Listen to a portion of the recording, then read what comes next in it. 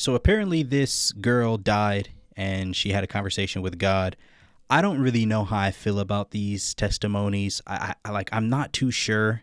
Like, there's a lot of people that talk about dying and coming back to life, and they had a conversation with God, and this is what He told them, and now they're coming back as a prophet or a prophetess, if you whatever have you, and now they got things to say. I want you guys to check out this story. There's a moral of the story that I do like, and we're going to talk about that, and it's towards the end of it, but I don't know how I feel about people using this topic. I'm not saying that it's right. I'm not saying that it's wrong. I'm not saying she's lying, and I'm not saying she's telling the truth. I'm in the middle, but I definitely want to talk about this with you guys. Let's get into this.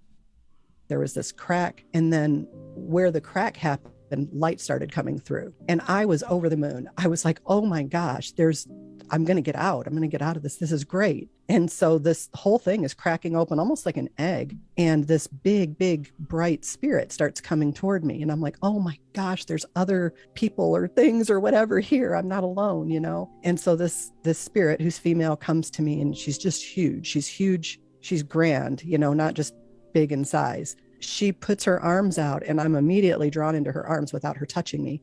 And she's holding me to her chest, and the darkness is breaking apart in shards, and she's got this like whirlwind of energy that's going around us. And as the shards would come and hit her energy, they would be flung off, and then they would be gone. They couldn't fly around anymore. They disappeared. And so she was like, just with her energy, casting away the darkness, and it just was getting brighter and brighter.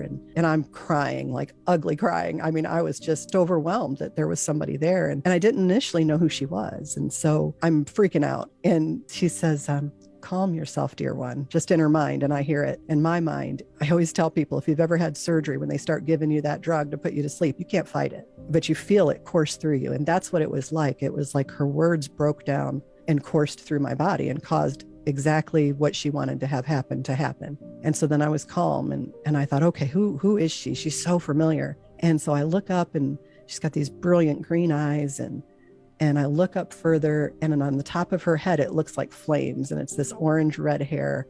And I knew who she was. I'm like, oh my gosh, it's my grandma. It was amazing to see her on that side, because she died when I was 9 or 10. And so I looked at her, and I'm like, you're alive. And she's like, well, of course I'm alive. And she's like, there's no death. You know this, you learned this. And I'm like, no, I don't think so. And she's like, yes, you learned this when you were really little. Remember, she says, energy can't be created or destroyed. It just changes forms. That's God's law borrowed by man.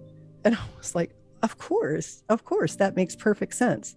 I'd always been a believer, and I had believed in God and was hoping there was heaven. You know, we're all hoping for that, but I didn't feel like I had any real assurance of it. And there she was giving me this assurance based on science, you know, that you do go on it. We can't extinguish your light. It has to become something else. And I feel like that's one thing that, you know, about this topic. Like, I know a lot of people come on and they say, oh, I died and I went to heaven, and this is what God said, and this is what it was like. And some other people say, like, oh, I died and I went to hell and this is what happened. Like, I don't know. And I feel like the reason that, you know, like how she was saying, like, she didn't really have any like real assurance, you know, anything that she could really bank on, you know, to give her proof that there was a heaven, you know, or that all these things that she'd been told her whole entire life was real. And I feel like that's why, like, I don't really want to question this too much. Like, I'm being honest when I say, like, I don't really know how I feel about the testimonies when people say they died and went to heaven, or died and went to hell, and died and talked to God or whatever. But I don't want to be in so like disagreement to it, because I'm also not really trying to die and to have that experience. Like, I'm not one of those, like, I got to see it to believe it kind of people in those situations. Well, let's keep this going. She was just so comforting to me, and she was holding me, and just very, very sweet. And I kind of got lost in that. And when I came back to myself, I realized I was alone, and I was just floating in the light, you know, just was enjoying it. It was really nice. And then all of a sudden, everything shook. It was more like an earthquake from the beginning of time to the end of time. Like, things that didn't even exist yet were shaking. It was crazy. I could feel it all the way to my middle. And I knew it was God. And so I immediately tried to start thinking of good things that I had done, because I'm like, he can read my mind, you know, pull something good up to the front, because I don't know, you know, I mean, there's been some bad, and I don't want him to lead with that. And I couldn't think of anything. I've been a nurse. I mean, I could have thought of a million things, but I was stumped. And all of a sudden, there's this light, and it's much brighter than the light that I'm in.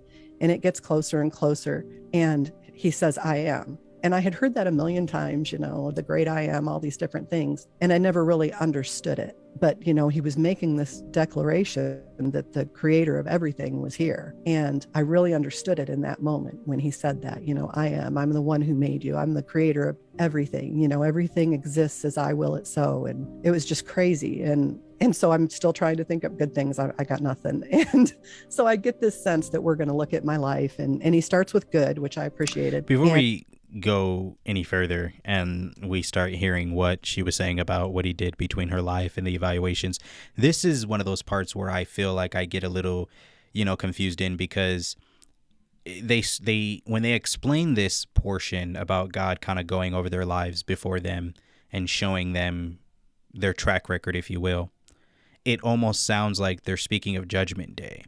And that's one of those things that we don't really know when that's going to come. And that's one of those things that, the Bible's very clear on, about man just not really knowing that return of the Lord. And how long, he's going to wait before he comes back. So like when they say they get these experiences and they kind of get that Judgment Day, pre-Judgment Day, that's where I kind of start to get in like a little bit of disbelief.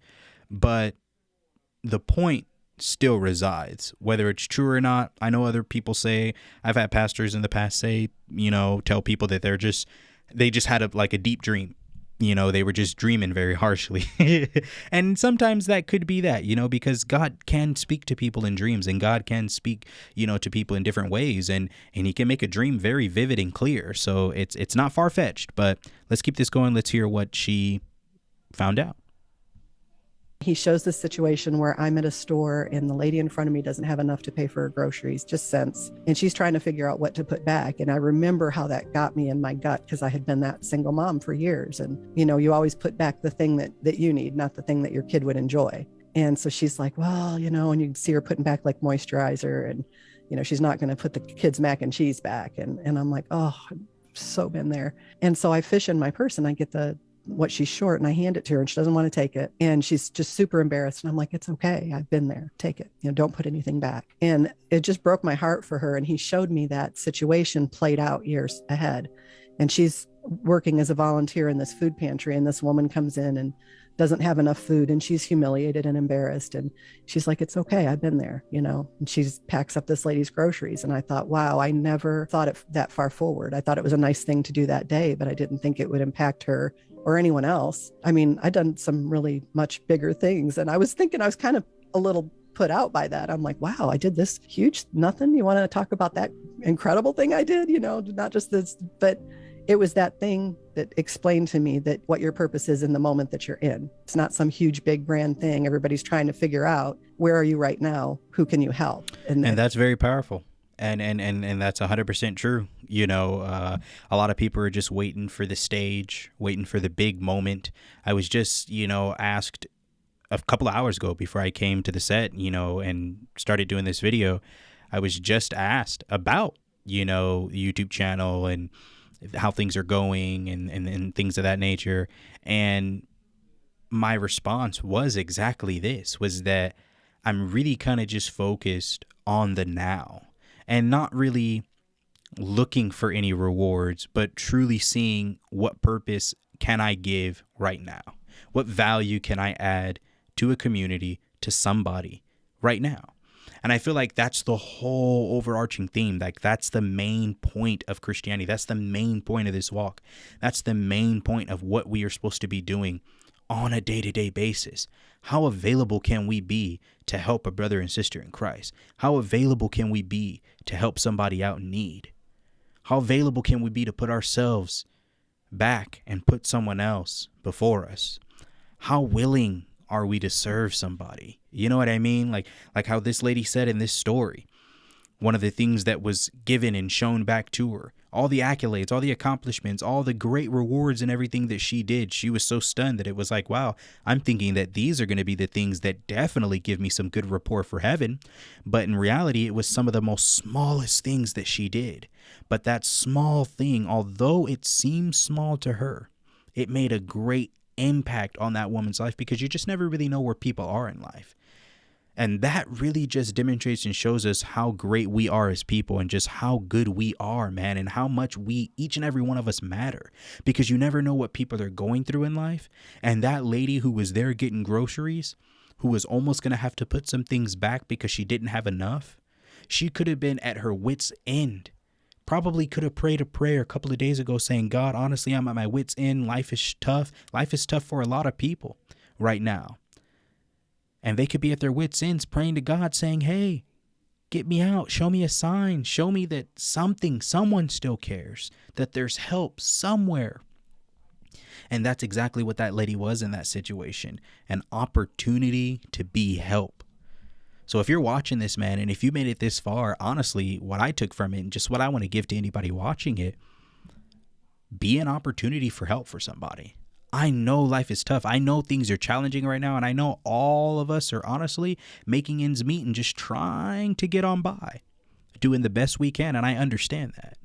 But even in the midst of all of that, even in the midst of life's uncertainties and chaos and in the midst of our own problems and our own struggles, what can we do? How can we be to be able to be a service to somebody else, to be a help to somebody else in the now? Yeah, we may not have everything that we're looking for in order to be able to give the way that we want to give, but what can we give right now with what we have? Yeah, we might not have the degrees and have the things that we need or have the job or have the money, the income, the house, the family, whatever the case may be. We might not have those things. You may not have those things, but what do you have right now? And what can we use and utilize and put to work with what we have right now to make an impact on the world, guys?